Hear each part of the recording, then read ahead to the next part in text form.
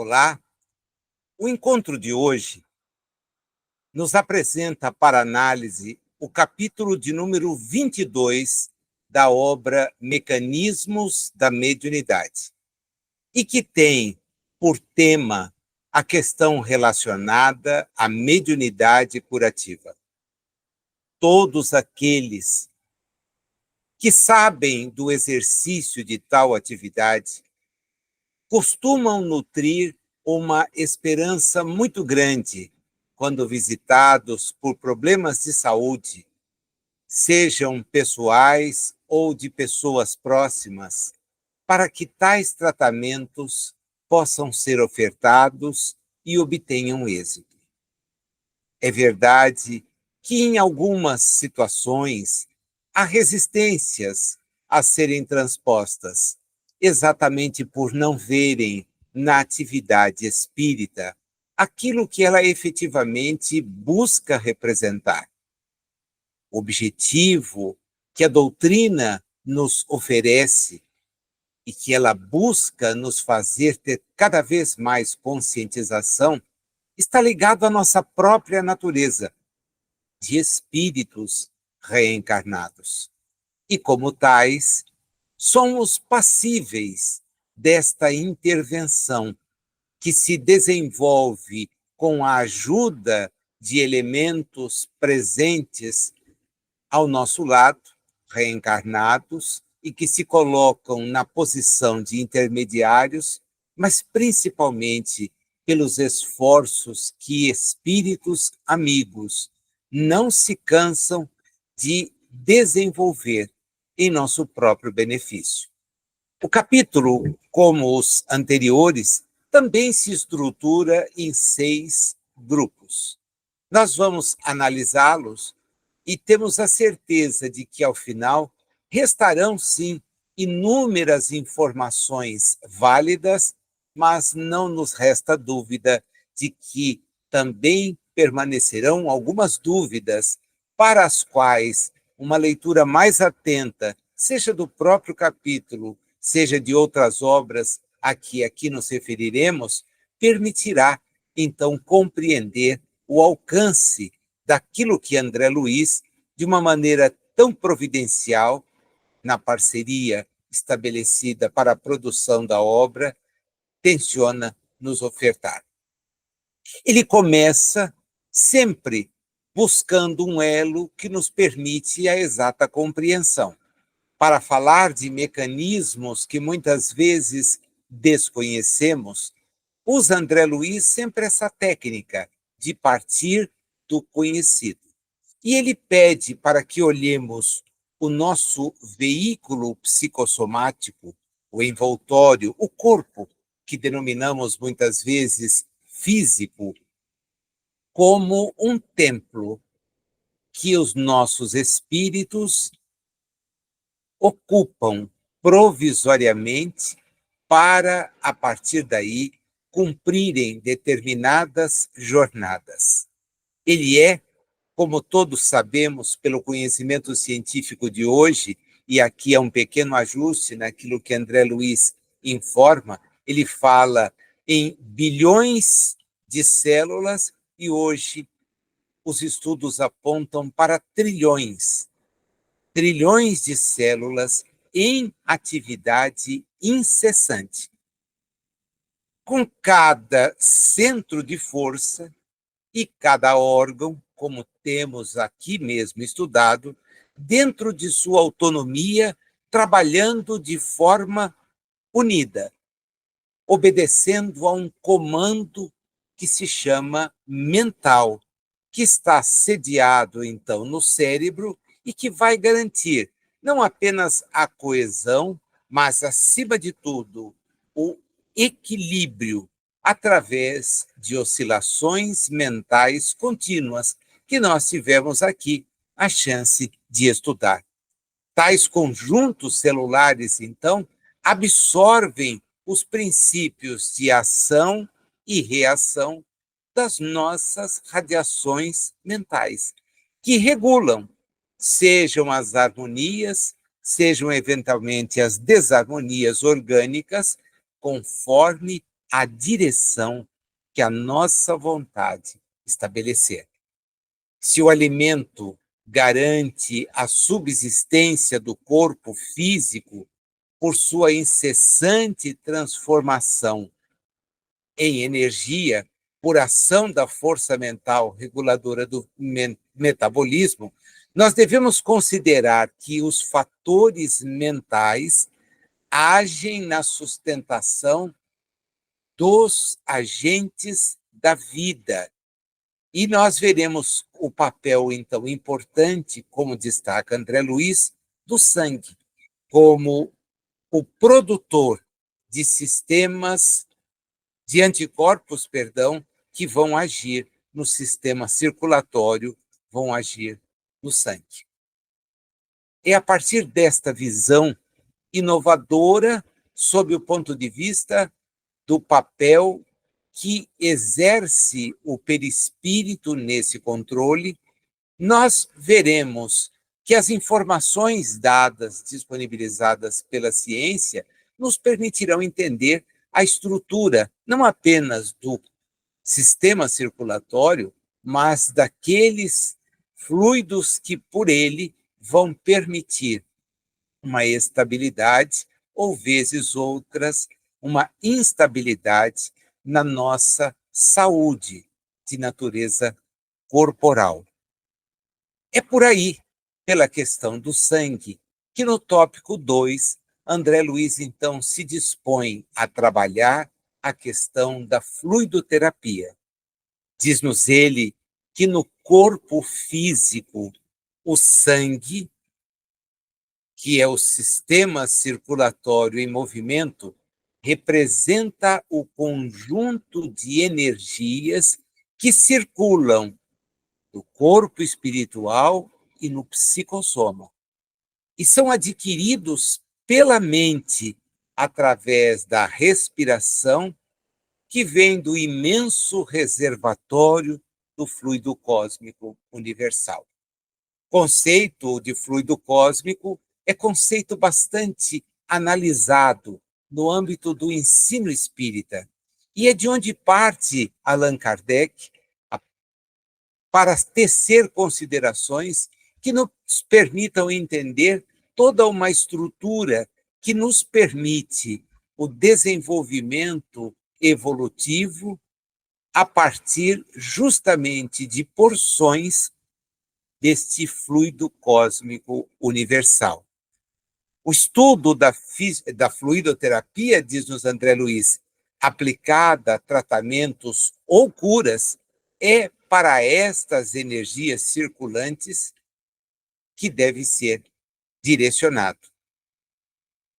É por aí que deve estar a atenção daqueles que querem entender a ação fluidoterápica.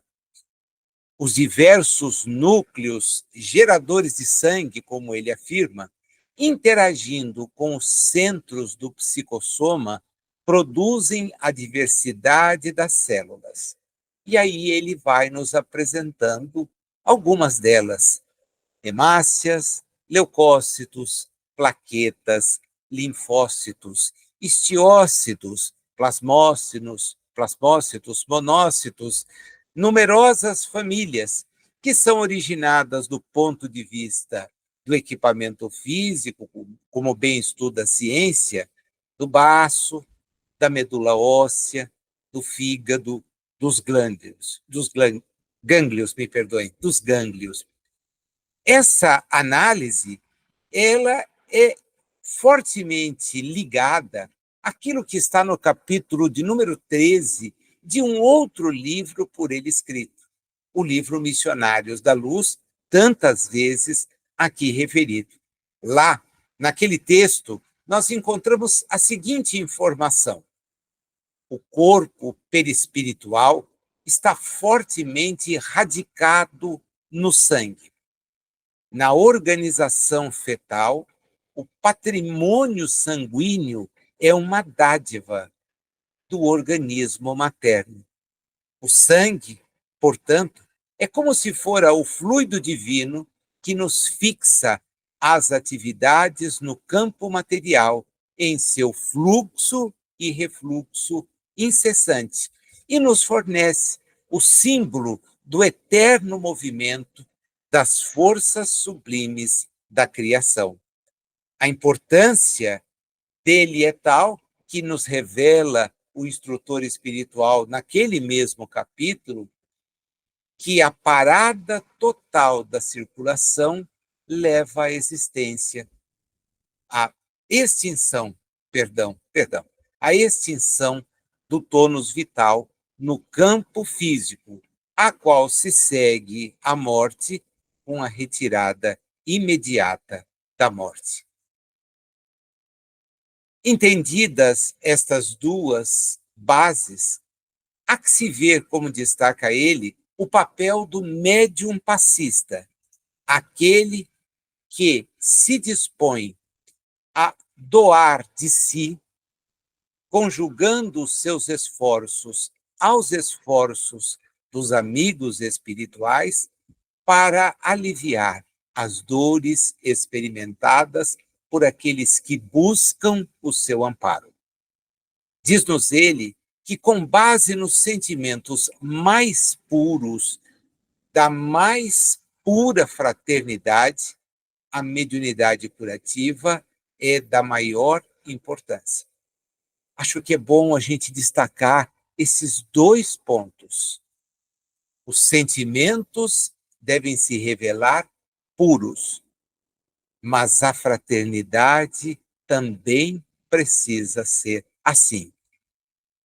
Ele nos diz que há nessa posição muito mais do que magnetizadores. O estudo do magnetismo, já feito inclusive aqui na análise deste mesmo livro, se revela de grande importância e é permanentemente destacado como útil à compreensão das ações espirituais, pelo próprio Allan Kardec. Pois bem, insiste agora André Luiz que aqueles que se comportam com esse duplo grau de pureza têm sentimentos que se revelam assim, e é detentor de uma fraternidade que assim também se revela, eles se convertem em intérpretes da espiritualidade superior e se consagram como tais à assistência providencial dos enfermos para encorajar-lhes a ação. Assim, recomenda-nos ele, o estudo do corpo humano é útil a estes servidores do bem. Por quê? Porque assim vão entender os mecanismos por intermédio dos quais será possível motivar no paciente uma reação que venha a tornar eficaz o trabalho que desenvolvem. A vigilância, destaca ele, no campo de ação, visando a higiene espiritual, vai resultar em benefício daqueles que o médium passista se disponha a ajudar. Portanto, cultivar hábitos saudáveis e a vigilância mental são requisitos quase que obrigatórios. Como destaca ele, os hábitos nobres, conjugados a uma simplicidade e a humildade no serviço de socorro aos doentes, têm uma maior eficiência naquilo que é desenvolvido. O estudo nos leva a melhor compreender a terapia. E isso é importante porque facilita, via o conhecimento, a inspiração de natureza espiritual. Porque ela, então, partindo do pressuposto de que detemos as informações sobre o processo, certamente agirá no sentido de canalizar as nossas próprias orientações em favor daqueles que procuram os serviços de aplicação do passe. A elevação dos pensamentos, a conduta adequada aos parâmetros que entendemos serem os parâmetros adequados, apresentados por Jesus em favor de todos nós, vão trazer a este que se dedica ao trabalho a autoridade moral de que precisa para amparar o enfermo. Há métodos e métodos, técnicas desenvolvidas, explicadas, analisadas a respeito da transmissão do passe. Elas podem ser obtidas em estudos que estão à disposição de todos os que se interessam por esse tipo de tarefa, seja via a casa espírita, seja via o próprio esforço que cada um de nós precisa desenvolver para também contribuir com o conhecimento que, no âmbito das casas, é oferecido.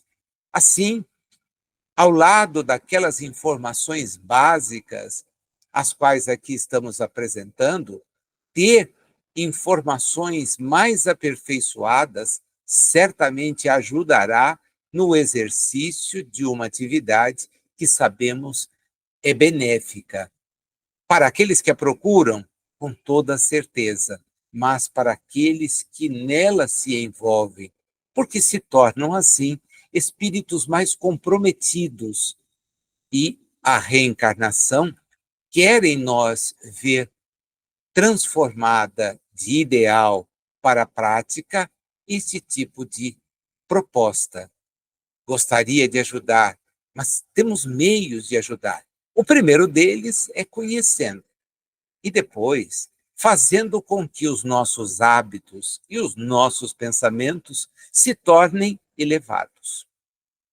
No tópico 4 deste capítulo que estamos analisando, o 22, André Luiz faz uma análise sobre o mecanismo do passe, para nos dizer que aquele que se dedica a tais atividades, que ele denomina médium passista,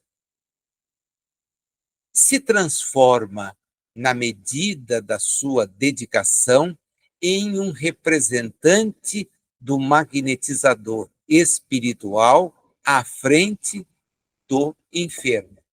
Ele se transforma na ponte. E, através do clima de confiança que ele inspira naquele que pede a sua ajuda ou que cujos familiares solicitam, venha a ser amparado, há uma ligação sutil entre o que precisa e o que vem prestar o necessário socorro. Ele denomina esta ligação de elo de forças, para nos dizer que elas são ainda imponderáveis no mundo, mas são vertidas como forma de auxílio da esfera superior na medida dos créditos de um e de outro. Vejam vocês que a importância do que recebe é similar à importância daquele que serve de intermediário a estes agentes do refazimento das energias no corpo debilitado, outras vezes desequilibrado.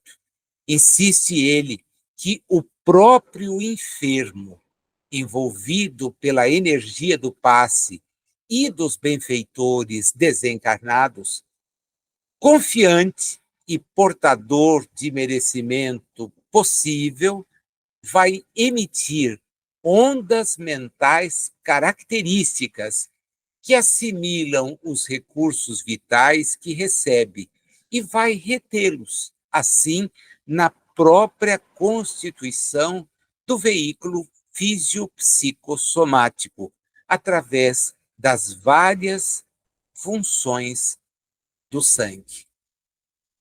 À medida que aquele que é atendido, que está enfermo, mantenha a sua atenção na terapia do passe, ele próprio, de uma maneira inconsciente, sugerida por aqueles que ali estão para ampará-lo efetivamente, ele vai direcionar as suas radiações para os órgãos afetados, aqueles órgãos que apresentam desequilíbrio e que terão a sua atividade, então, corrigida, devolvidos à normalidade, dentro daquilo que é desejável. Quando há a perfeita sintonia, esta união de propósitos, surge então o equilíbrio, que faz com que a harmonia orgânica possível surja, dando então à mente o governo do seu próprio veículo físico. Interessante, porque estas informações nos remetem necessariamente ao Livro dos Médiuns. Está lá no item 175, no capítulo 14, informações a respeito desta atividade de curar. Kardec lá analisa o fato de que certas pessoas possuem a faculdade de exercer uma ação terapêutica por simples toque, por simples olhar, por simples gesto.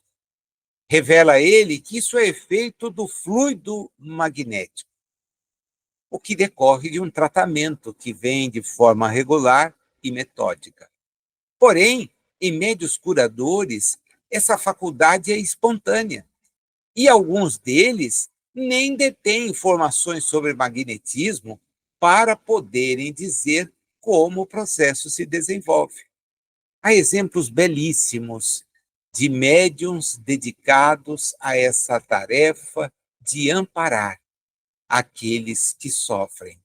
Para não cometer injustiças, não vou mencionar nenhum no particular, mas reconheço, por ver os benefícios que trazem e por, de certa forma, apontar que agem dentro daqueles dois parâmetros fixados por André Luiz, buscam a mais sincera solidariedade, se mantêm da maneira mais harmônica possível para doar-se, e eles conseguem obter resultados que são comprováveis. Nós não podemos nos esquecer que a intervenção espiritual, como registra Kardec, pode ser solicitada e deve ser solicitada através da prece. Então, mais uma vez, no estudo de mecanismos da mediunidade, nós temos que voltar a essa questão da importância de nos mantermos sintonizados com a realidade espiritual mais elevada. A prece, longe de ser uma repetição, sem muita reflexão de palavras, etc., deve brotar espontaneamente de cada um de nós, particularmente quando envolvidos numa tarefa de tal monta, de tal importância. Reconhecendo as nossas próprias limitações, daí o destaque para o valor da humildade, já que somos, no muito, intermediários, e intermediários que não detêm nem o conhecimento sobre os mecanismos de ação, são fluidos imponderáveis, cujo domínio ainda não nos é dado conhecer, e principalmente na condição de reencarnados, há mesmo obstáculos que permitam a compreensão, mas dentro destas possibilidades, destas características, nós temos condições, sim, de fazer o melhor ao nosso alcance para trabalhar em favor daqueles que precisam. Em O Livro dos Médiuns, agora o item é o 176, o capítulo é o mesmo, o 14, diz-nos Allan Kardec: o médium é um intermediário entre os espíritos e o homem. O magnetizador tira de si mesmo a força, ele oferece de si os recursos, é esse todo o estudo do mesmerismo, para amparar aqueles que buscam os tratamentos prescritos dentro dos critérios ali observáveis. Agora, tanto no magnetizador como no médium passista, registra Allan Kardec, é um erro, considerar que a força magnética reside no homem e não tem nenhum amparo do ponto de vista espiritual. Insiste ele, ela é trabalhada pelos espíritos, sejam eles evocados, chamados ou não. E por que esta presença se faz? Porque o objetivo é ajudar. O objetivo é oferecer o alívio. Então, nós temos que entender que os espíritos bons, como anotado no item 176, aqueles que se dedicam a amparar as nossas jornadas, eles podem aumentar a força magnética que nós eventualmente doamos. Eles podem direcioná-la e dar-lhe as qualidades necessárias para que elas sejam efetivas. Os espíritos ajudam mesmo sem serem chamados. Eles sabem se o magnetizador e o passista nutrem o desejo do bem. Se eles acreditam no poder dos espíritos, tendo fé, a eficiência do tratamento será muito maior. Jesus curava pelo simples contato. Agora, não se transmite a faculdade como se pode imaginar. O conhecimento para exercê-la, sim, é esse o papel que cabe à doutrina espírita quando do estudo das questões relacionadas à aplicação do passe. No item de número 5 deste capítulo, André Luiz volta à questão da vontade do paciente. Estudar a forma como a ação se desenvolve, estudar a origem que nos permite compreender e depois entender a cessação da atividade, tudo isto tem importância. Ver como deve agir aquele que se posta na condição de servir através do passe também tem relevância. Mas é importante entender, e é por isso que o tópico me parece o mais relevante do capítulo, a questão da vontade do paciente. Tanto mais eficiente é o passe, quanto maior for a adesão do receptor, pois que é, diz-nos ele, a vontade do paciente potencializada que determina sobre ele próprio maiores possibilidades de cura. Sob a ação dos passes, as ondas mentais do enfermo se condensam em direção ao trabalho reparador que vai atuar nos milhões de corpúsculos celulares do organismo. E esta vontade, quando assim direcionada, faz com que eles tendam a obedecer instintivamente a essas ordens, que são provenientes do comando espiritual que os agrega. Se nós imaginarmos aí o papel que também exercem os espíritos amigos neste trabalho de conjugação, veremos que a conscientização dos que se dirigem aos serviços de passe não pode ficar restrita apenas àqueles que serão os passistas. Para eles, as casas sempre desenvolvem, e se não fazem, já deveriam há muito fazer, treinamentos, palestras, exposições, debates. É muito importante. O conhecimento favorece a ação dos espíritos elevados. Porém, nós não podemos nos esquecer de recomendar toda uma atenção para com o receptor. E esta atenção não deve ser para criar condicionamentos, de estender mãos, não cruzar pernas. Nada disto pode ter relevância diante daquilo que nos informa André Luiz no sentido do despertar da vontade. É a vontade do paciente que vai trabalhar no sentido de aproveitar aquelas energias potencializadas pela espiritualidade em seu próprio favor. Não nos esqueçamos nunca de que o merecimento é a regra.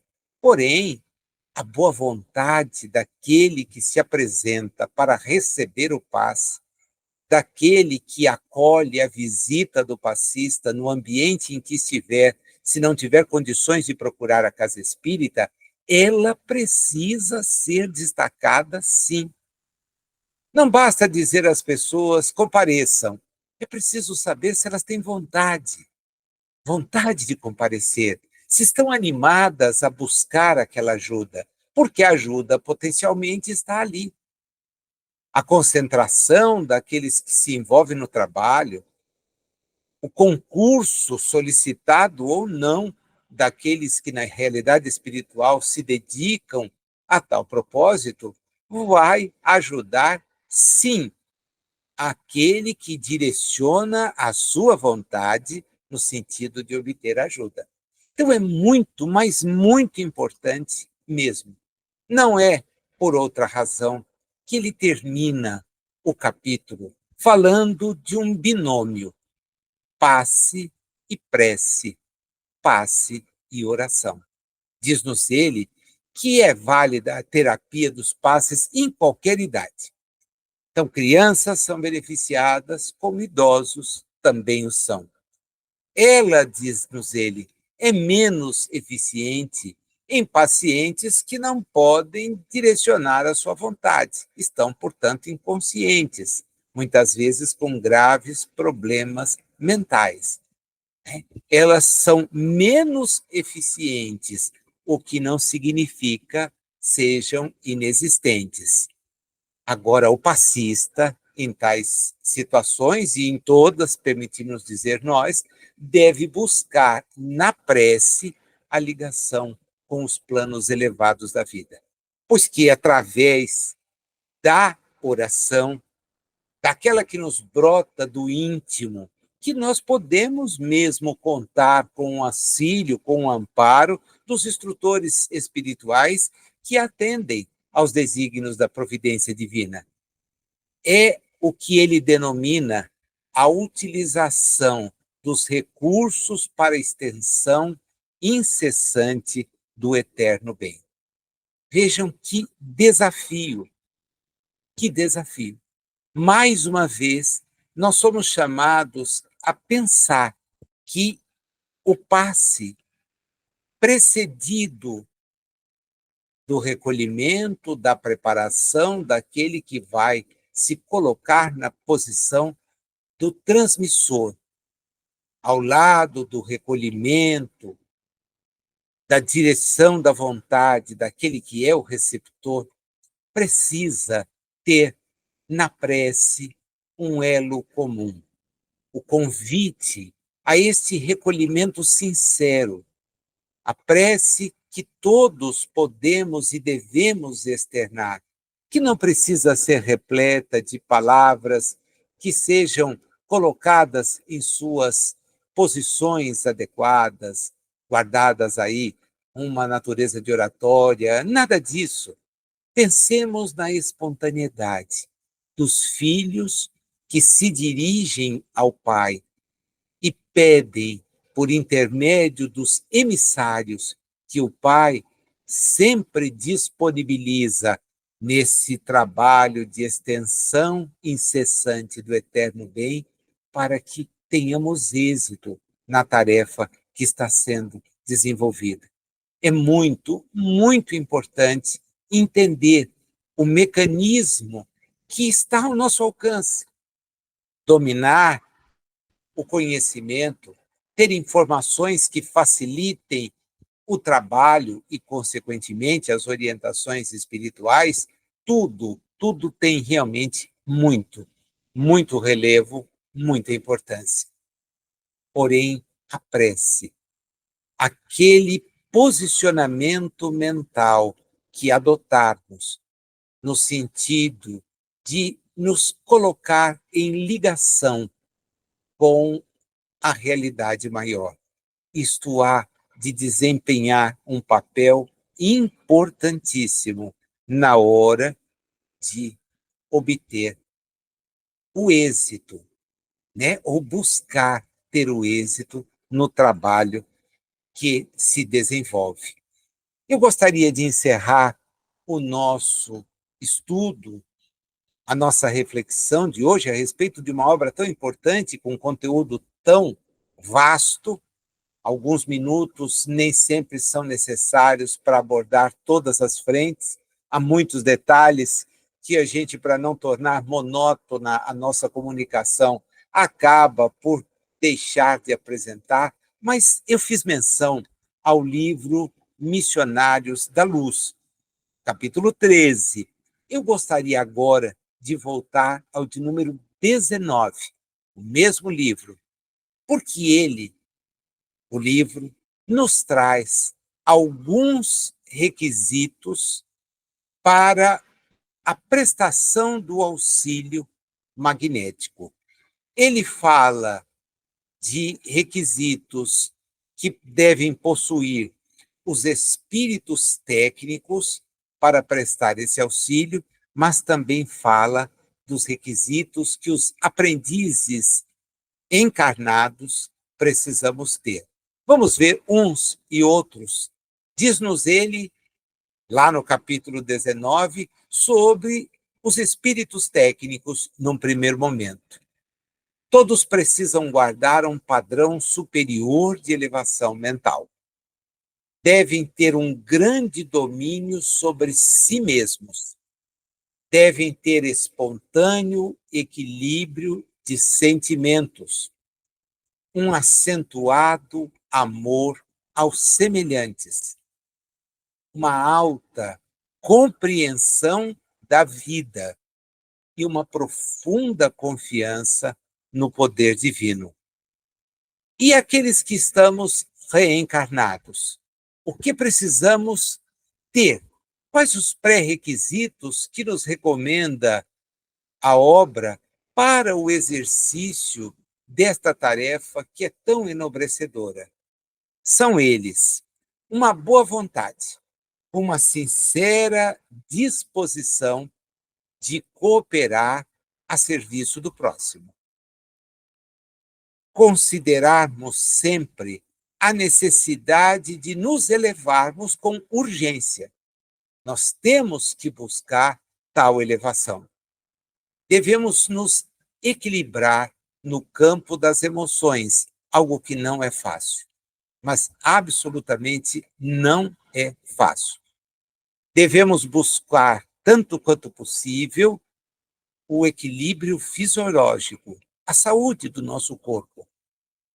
Devemos ter contato incessante com os benfeitores desencarnados, para que possamos receber deles as sugestões indiretas de aperfeiçoamento, de tal forma que em todo lugar, diz-nos o livro, onde haja merecimento nos que sofrem e boa vontade nos que auxiliam, nós haveremos de ver o benefício espiritual do passe alcançado com relativa eficiência.